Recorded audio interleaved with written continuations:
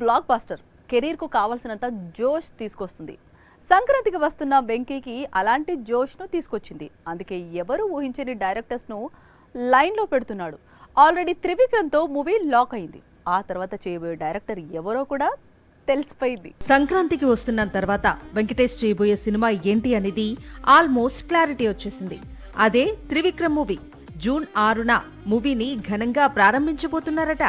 ఆ తర్వాత అదే స్పీడ్ లో రెగ్యులర్ షూటింగ్ స్టార్ట్ కానుంది. అయితే వెంకీ కోసం త్రివిక్రమ్ మాత్రమే స్టోరీ రాయటం లేదు. మరో మాస్ డైరెక్టర్ వినాయక్ కూడా story ready చేయిస్తున్నాడు.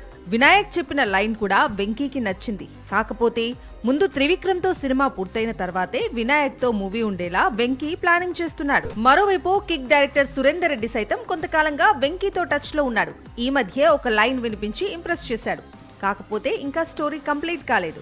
One story lock అయితే వెంకీ ఇటు త్రివిక్రమ్ తో మూవీని, అటు సురేందర్ రెడ్డితో చిత్రాన్ని ఒకేసారి సెట్స్ పైకి తీసుకెళ్లినా ఆశ్చర్యం లేదు. త్రివిక్రమ్ తో మూవీని మాత్రం వచ్చే సంక్రాంతికి విడుదలయ్యేలా ప్లానింగ్ జరుగుతోందట.